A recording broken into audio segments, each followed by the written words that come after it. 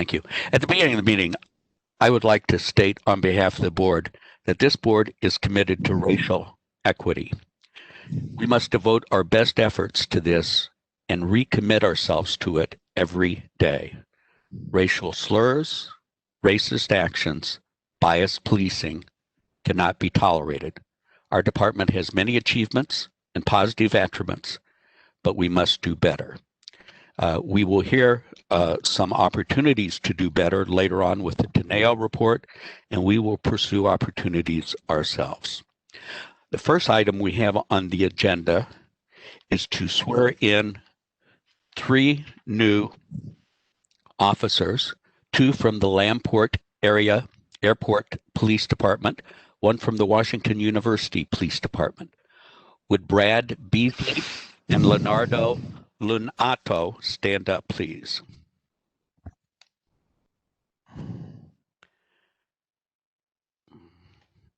I'm sorry, if you wait 1 second, I'm going to have to find your oath.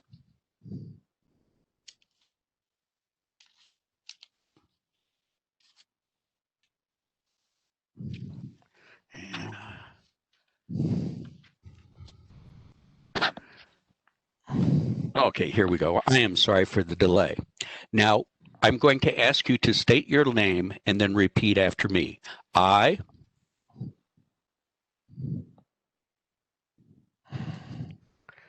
Mr. Lunato, Mr. Beasley, are you there?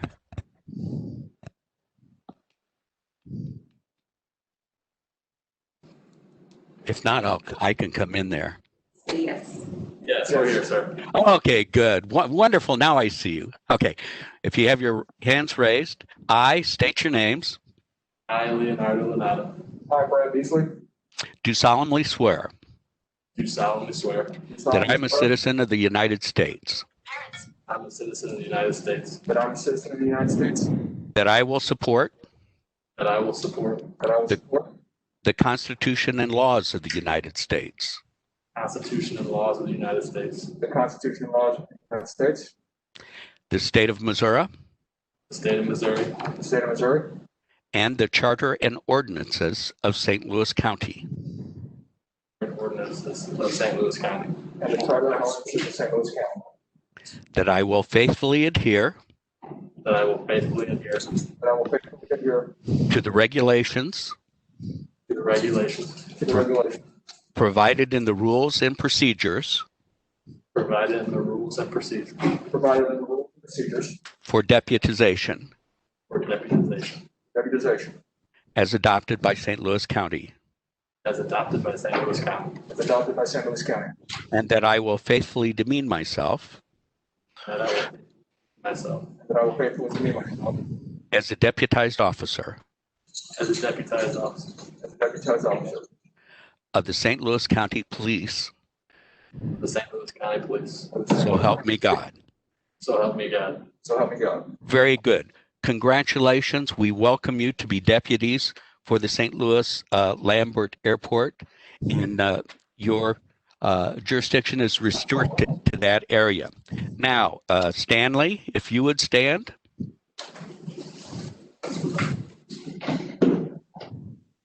Okay, raise your hand and repeat after me. I state your name.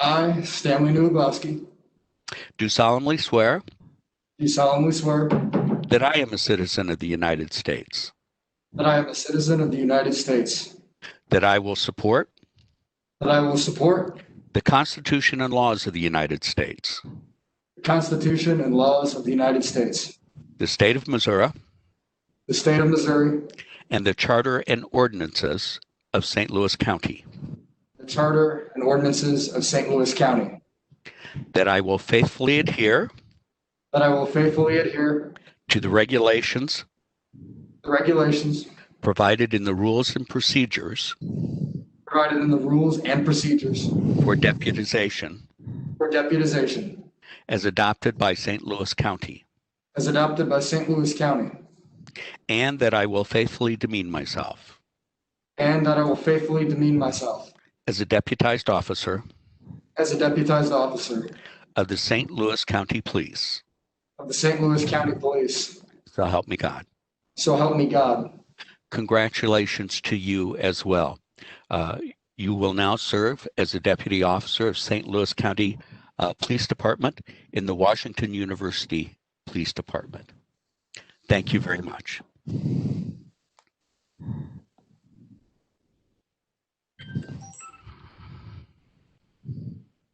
Okay, the next item on our agenda is a crime statistics update. Morning, Commissioners.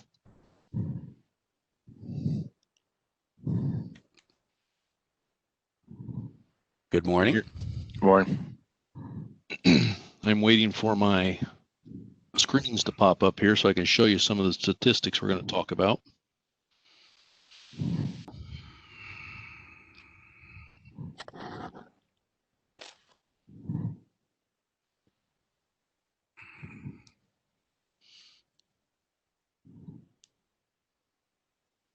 Must have a problem. I'm sorry about this. My button's not letting me share this screen with you.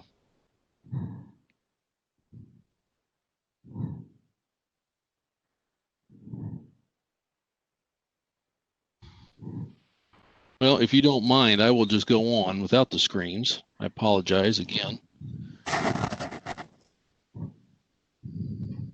What I wanted to point out is that we've had a huge increase in aggravated assaults with firearms, about 49% up from last year. That's kind of a trend that we're seeing nationwide in major metropolitan areas. There's been a lot of firearm violence, as you guys know from watching the news and everything. Here we go. I think it's going to work now. There. Can you all see that? Yes. Okay, perfect. So the highlighted areas that I have here, the aggravated firearms, as I said, way up since 2019, and the motor vehicle thefts are pretty up from 2019 too. As I said, the firearm violence is kind of nationwide trend that we're seeing. The auto theft trend, there's really no explanation other than cars are getting stolen a lot more frequently and a lot younger suspects that are stealing the cars. But because of probably COVID related issues, a lot of people are staying home all this year. So our burglaries are down, and some of the property crimes that would normally happen when people are out and about and when they're working has been going down a little bit, which is a good thing. Our notable events that we usually talk about, everything's pretty much about the same. I mentioned the aggravated assaults. One thing I do want to mention is the murders, the homicides. That number is probably going to change in the next month or two as more reports get approved. Crimes against persons upstairs still have some open investigations that they're working on, and those are not in these numbers that we have provided for you today. So that 40 number is probably going to go up by several.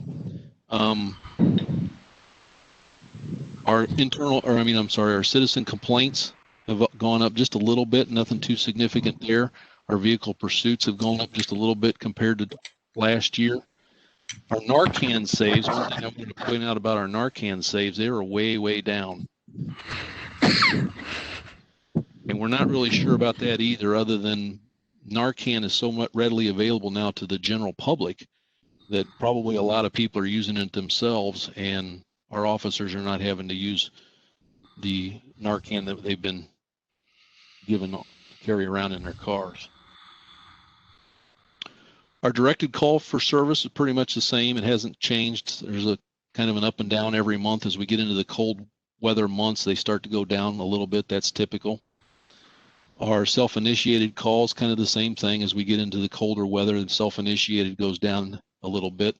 The city of Jennings precinct has quite a bit significant uptick from November, but I think that's mostly because of their special enforcement that we've been doing in that Jennings area that you're all aware of. That joint effort with St. Louis City that we've been doing in Jennings and the part of the North County precinct. The last slide I have is just a traffic stop reports that we provide every year to the Department of Justice. It's pretty much about the same year to year. There's no significant anything here other than our total traffic stops that we conducted all year is pretty down compared to 2019. But again, that's probably due a lot to COVID and not a lot of people being out and about. That's all I have this morning, Commissioners. Is there anything that I can answer? Any questions? Is there anything you're doing about the increase in vehicle thefts?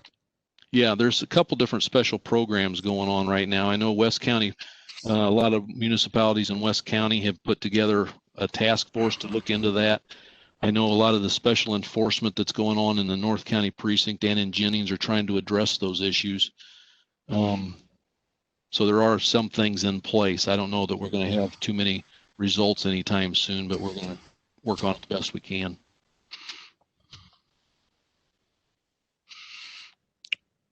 Other questions? Thank you very much. All right. Have a great day. Now can we have a budget update?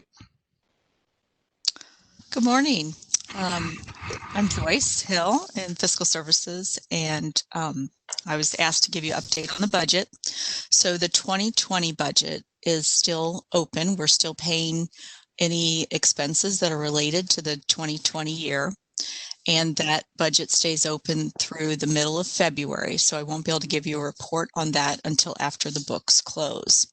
The 2021 budget was approved at $155,801,469, and that's an increase of about $4 million more than we requested. And those increases were all related to the fringe benefits such as retirement, self-insurance, and the fleet insurance. So that hasn't opened up yet for us to access. I'm assuming that next week fiscal management will manage to open that up and we can begin processing 2021 invoices, but it's still part of the new year setup time. So that's all I have. Does anyone have any questions? Questions? No questions? Thank you very much. Okay. Now we have on our agenda the Teneo report. I notice that Chief Oates and Courtney Adante are here with us and available to visit with us. We thank you for making yourself available. And I want to thank you for the detailed work you did on that report. I spent the better part of 3 days going through it and trying to understand your suggestions and recommendations. So how do we want to begin speaking about this? Well, hello, Chairman Price and Commissioners. I thought what we could do is just give a brief overview, very brief overview of some of the findings, and then open it up to questions. And today with me, as you noted, is Chief Dan Oates, formerly with Aurora, Colorado and Miami Beach, Florida. We have Chief Loretta Hill from our team, who's the current Dallas College Chief, and Judy Powell, who's a former Assistant Commissioner with the NYPD. Those three were part of our county assessment team. And like I said, I think this would be the group of experts who could answer any questions. But I did ask for Chief Oates just to provide a few remarks, and then, and like I said, then we can do some questions if appropriate.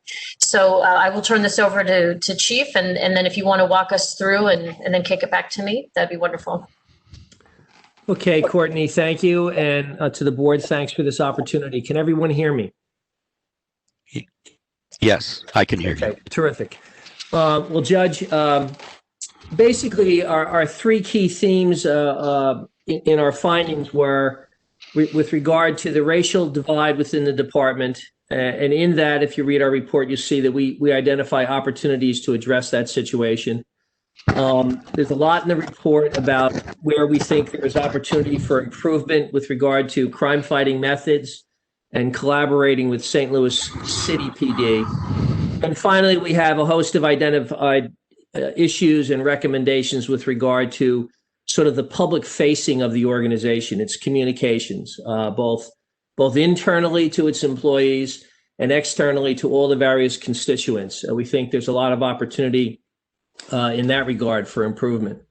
And there's a lot of detail in the report, as you said, Judge. With regard to the racial divide, we have suggestions on bringing the key stakeholders together for facilitated workshops and discussions, constructive dialogue, identifying areas where there's agreement, because we identified at the beginning that there is a lot of areas where there's agreement in the organization that there are areas to improve.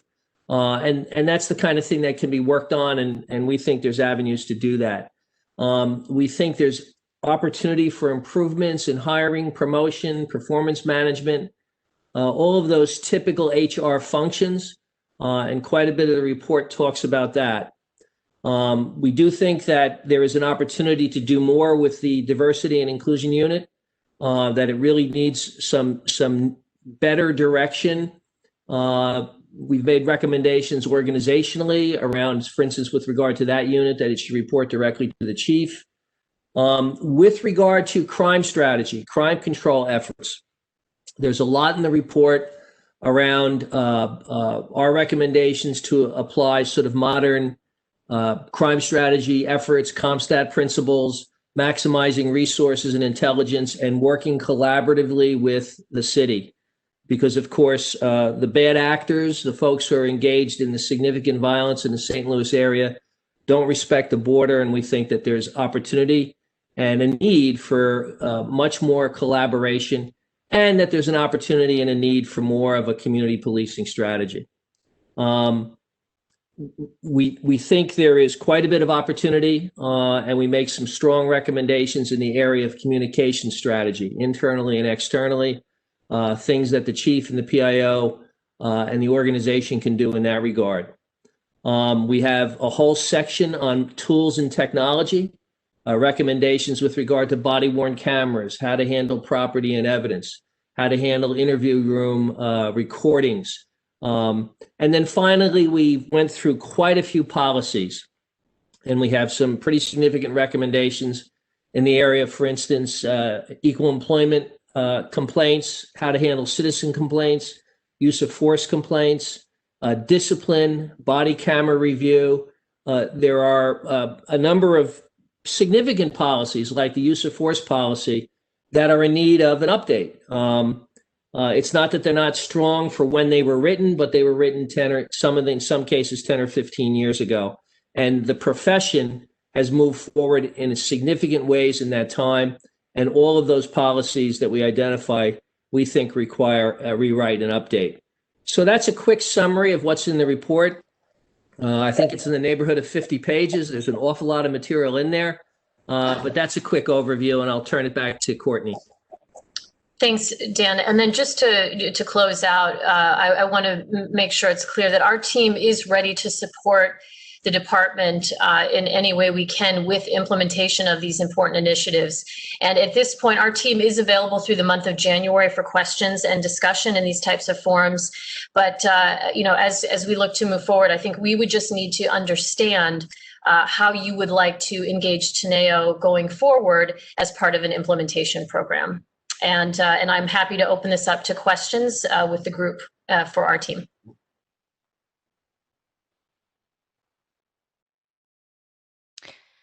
I have a question. Thank you for being here today and for engaging with us. We appreciate your time in preparing the report and also making yourselves available to us. I believe each of the board members has gone over this report in detail, and at my last count, there were 122 recommendations, which is a fantastic number of suggestions and ideas.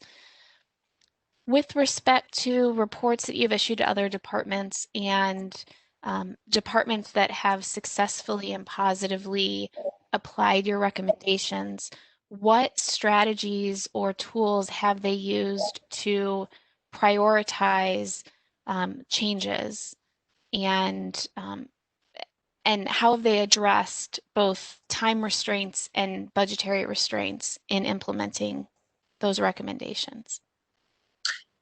Dan, do you want to take that, or I can talk quickly just about an intro, like a procedural point of view on next steps? But Dan, I'm happy for you to take that. Yeah, Commissioner, I had the privilege of taking over 3 departments that were troubled. And by the way, I don't consider St. Louis County PD to be a troubled police department, but in the 3 departments that I took over, in each case, the authorities, the folks that I was working for, the city council or the city manager, had commissioned a study similar to this right when I arrived. So I can tell you from practical experience how I handled it as a leader of the organization. Obviously, as you pointed out, there's a lot of recommendations in here. Some of them are relatively easy to do. They just require, sort of hard work, like rewriting policies is about detail. It's about devoting time and energy. And, for instance, there are ample examples of modern use of force policies that the county PD could follow up on, but someone has to do that hard work. And then some of these, for instance, our recommendations with regard to property and evidence probably are going to require a significant capital expenditure by the county. So that's a big project that's going to take some time. It might even take years. But what you need to do is form a working group with all the interested stakeholders and get to work on that. So my experience, having done this 3 times, and I think I got better each time, is as leader of the organization, you take the full recommendations, you create a matrix, and you work with your staff, and you work with the people that you report to, in this case, you folks, and you come up with a grid and a plan about what you're going to tackle first. Now, we think there's an urgency around the issues of the racial divide in the organization. And, our strong recommendation is that be at the top of the agenda for the chief. We think there's an urgency around doing more to work collaboratively with St. Louis Metro PD around crime fighting for the good of the whole region. We think St. Louis County PD is very good in terms of its resources and its ability to fight crime. And really the issue there is collaboration. And that's the kind of thing that I think the chief could assign to a key deputy, perhaps the chief of patrol, to drive. So some things are of higher priority than others. And there are different sort of routes to do this. Like there's expertise in the organization around technology. Those folks could be assigned under the chief's direction, the technology efforts. There's expertise in the organization around policy writing and policy research. So those things can be carved out. So it's a management task. It requires drive by leadership. And my recommendation would be that you folks are reasonably actively engaged, that there's probably monthly reporting by the chief and her leadership team on the efforts. And it will naturally emerge through conversations with her leadership team, what should be the highest priority. But this is a kind of project that can take a year, 18 months, even 2 years to get to everything. But there's a sense of what I think the priorities are. The other, of course, is the communication piece. And I'd ask if Loretta and Judy want to comment at all, but I think that's the kind of approach that would probably be best.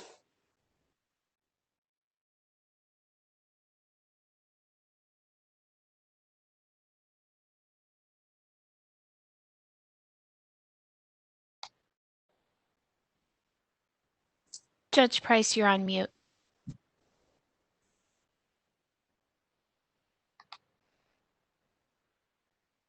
There we go. Dan and Courtney, how do you think you can be of best assistance to us in going forward? We don't have unlimited resources, but I could see some assistance would be beneficial. Well, from my vantage point, I think if you and the department and the county executive have a point of view on how you would like to integrate us into an implementation phase, we would be happy to support that. And that can start with, as Dan laid out, a review of all of the recommendations that were made to do a feasibility and a prioritization exercise, which would then inform the longer term implementation roadmap. And I think right off the bat, we could be supportive there in helping with that prioritization effort, and then helping identify where our resources could slot into the execution of those various efforts.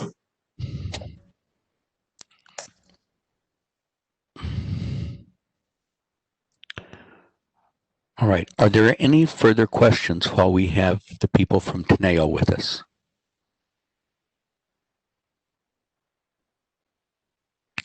Well, we'll go to work on your plan, and I have no doubt that it will be most helpful to us. And then, as you say, next 18 months, 2 years, much longer than that.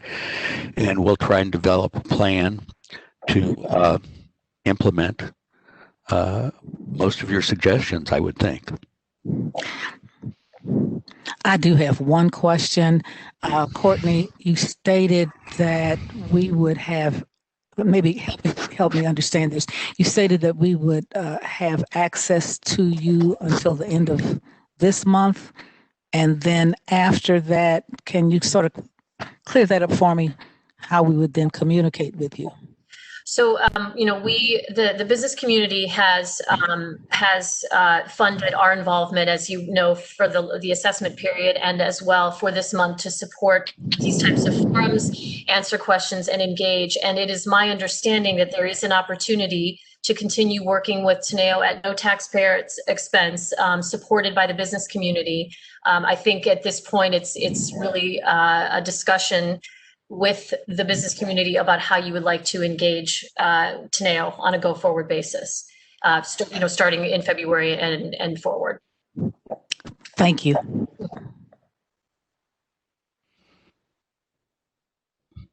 Chief, do you have anything?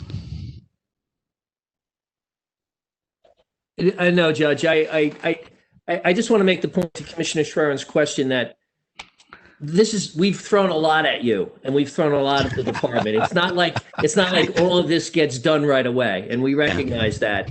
And I just want to reassure that there's really, really good people in leadership in the county police department. I think they recognize some of these things. For instance, I know they were talking about rewriting the use of force policy. They're aware of this stuff. Any department is always challenged with a host of things that we need to get done. Our expertise would be helping prioritize that and figuring out how to do those things. But this is a project, sort of a introspective effort that the department would undertake, and it would take some time. But everything that we recommend is doable. And much of the stuff that we recommend is doable in fairly quick order. On use of force, are there, you mentioned best practices. In the city report, you outlined specific language you thought should be added, and sometimes that didn't occur in our report where specific language was outlined. Is there a particular location where best practices, state-of-the-art policies are kept? Is it with the International Association of Chiefs of Police, or? They're a resource. The Police Executive Research Forum is a resource. CALEA is a resource, although I think PERF and the ICP and their model policies are better. And the other thing, someone in my position who's been around, and our Teneo team is full of these folks. We know specific departments that have specific written policies that we could access that are real, true models. And part of our effort or our expertise would be sort of leveraging that as well. So for instance, I can think of a number of places to go for really good written policies on use of force when it comes to, say, shooting at moving vehicles. So there are respected think tanks that offer this kind of information, and then there's our own personal knowledge of leaders in the field and the departments that they run, and what their specific policies are. So it's a combination.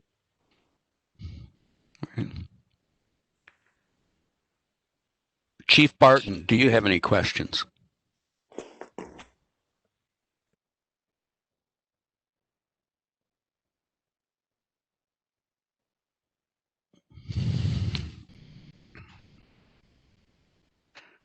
I see one of our technology people running out the door to hook her up, I suppose.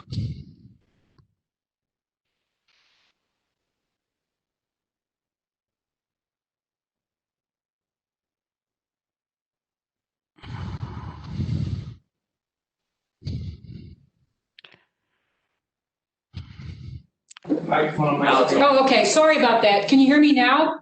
Yes. Yes. What I said was I just wanted to tell everybody how much I appreciated their input and their friendship, and that we were very candid with each other.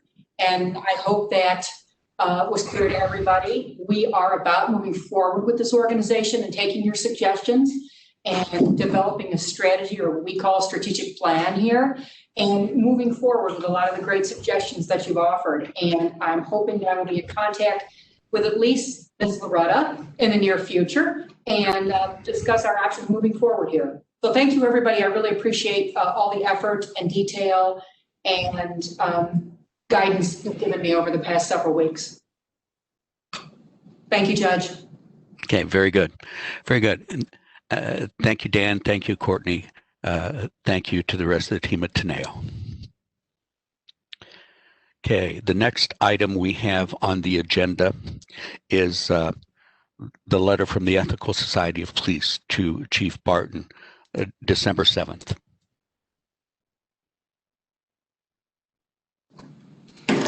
Everybody hear me? We're getting a little dicey here with this. That's okay. Yeah. I just wanted to reiterate, as I did at the last meeting, that I took the letter from, and I know the board does, from the Ethical Society very seriously. We have a meeting coming up the 20th of January where I want to speak in depth with them exactly about their recommendations, get more detail, get some background on them.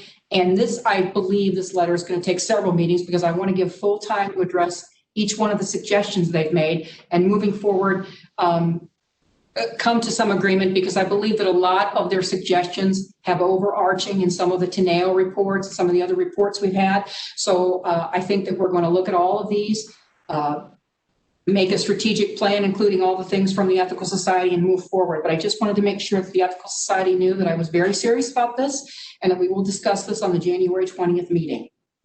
Okay, I have a question. Teneo recommended that in a number of the areas, the ESOP position and the FOP position really were quite similar if they were able to get together and talk about it. Is your plan going forward to meet with the ESOP people first and then to incorporate the FOP along the way, or how are you going to do that?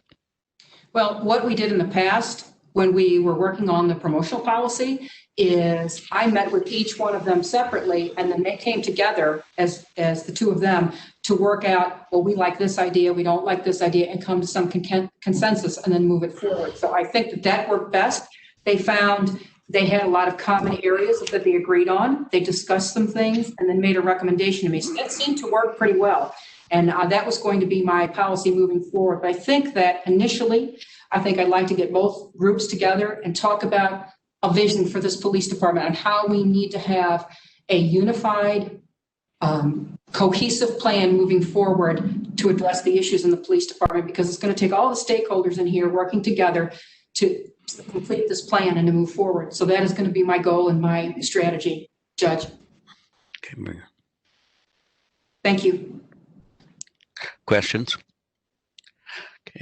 Commissioner Swearin, you wanted to recognize one of our police officers, Emir Hadzik, for a great award he received. Yes, thank you very much. On December 29th of last month, Emir Hadzik of the Afton Southwest Precinct received the Public Service Award from the Advisory Council for Bosnia and Herzegovina. Officer Hadzik joined the St. Louis County Police Department in 2016 after a distinguished military career. He is one of 5 recipients across the United States who received such award this past month. And other recipients included House Majority Leader, a Congresswoman, professional athletes, Director of the International Commission on Missing Persons, and former member of the Presidency of Yugoslavia. So he was joined by other very distinguished and impressive public service-oriented individuals in our country.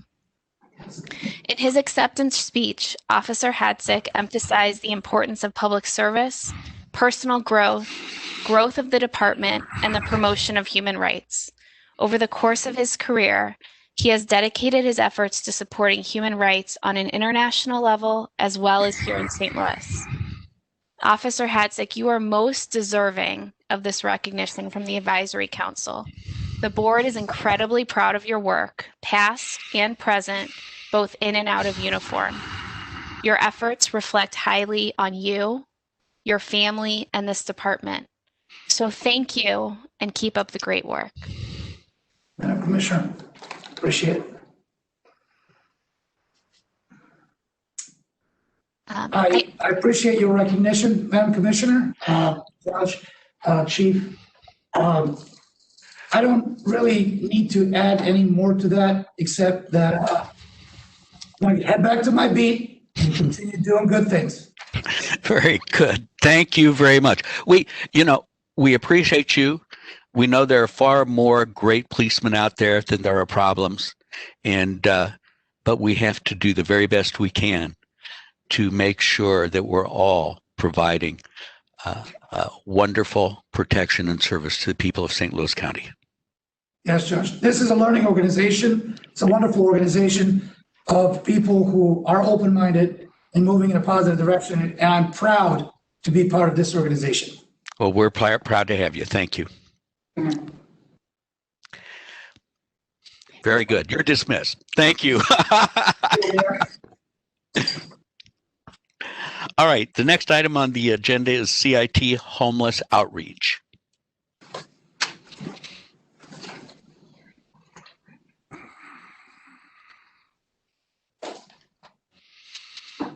Afternoon, members of the board. I welcome our new board member, and with that, I'll provide a quick introduction. My name is Gary Robertson. I'm a sergeant with the County Police Department, and I supervise our crisis intervention team program, and I supervise our crisis intervention unit for the County Police Department. With that, the chief asked for me to just provide a quick update to all of you in reference to how our agency has been continuing with the great work with its response to those that are in mental health crisis. Just a little bit of a recap. In the year of 2019, our department responded to a total of 4,425 incidents of individuals involving mental health crisis.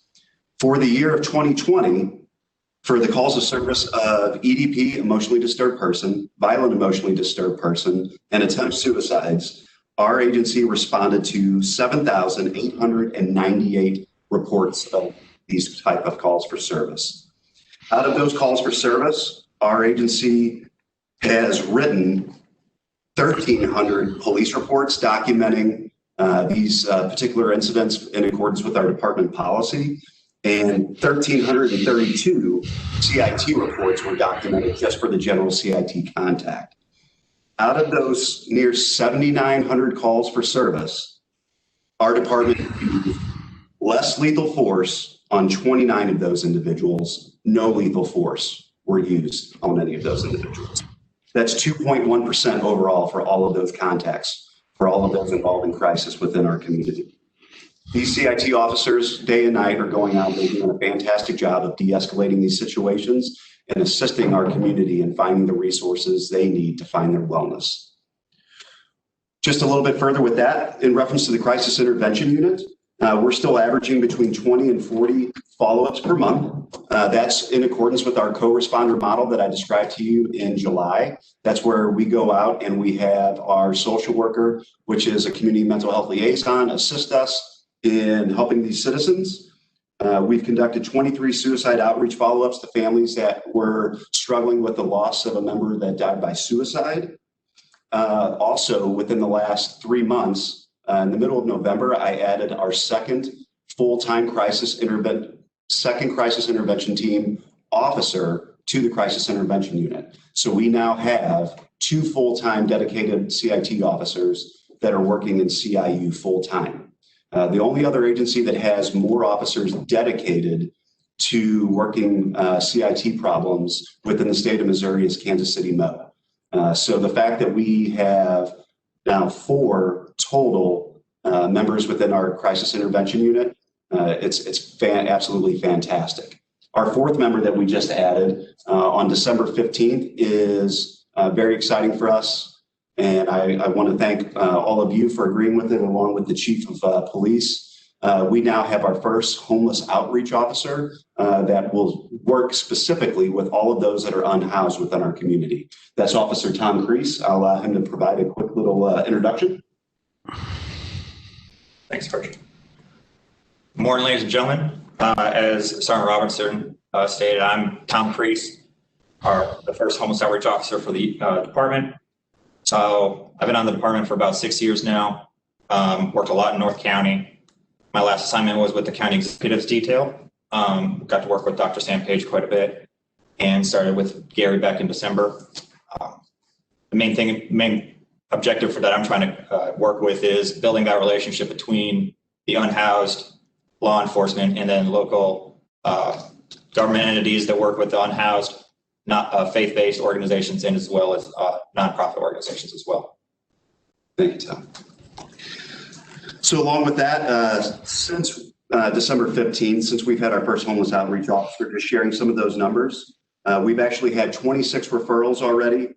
Tom has had the opportunity to be face-to-face with 16 of those individuals throughout the county. 10 have accepted resources from him, and 3 have already accepted housing, and they're in a temporary or permanent housing solution already. So he has definitely hit the ground running with that. In reference to CIT trained officers, again, COVID has really disabled how large our program can normally be when we normally have 5 40-hour basic programs a year consisting of 50 officers. Again, now we're only having 5 a year with 20 officers. So with that, the county police department, we trained an additional 47 officers in CIT this year. So we now have an approximate number of 570 officers on our agency that are CIT trained, that have that additional level of advanced training to help those that are in mental health crisis. Do you have any questions for me, ladies and gentlemen? Thank you all. Have a nice day. Well, thank you very much. We certainly appreciate your efforts, and they certainly will do well for the people of St. Louis County.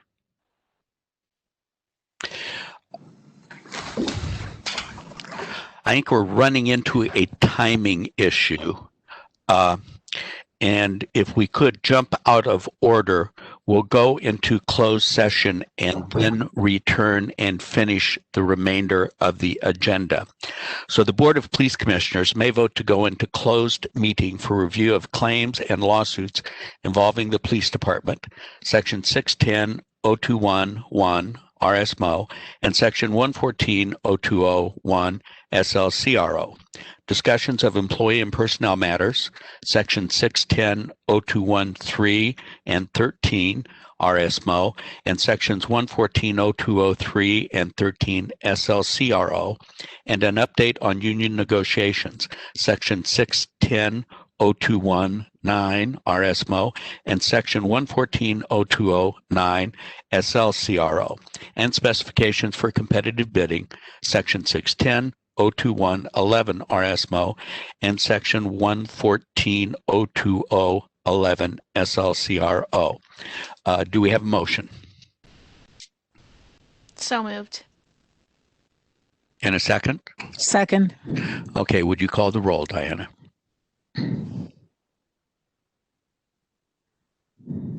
Commissioner Banks? Yes. Commissioner Gardner? Yes. Commissioner Hassler?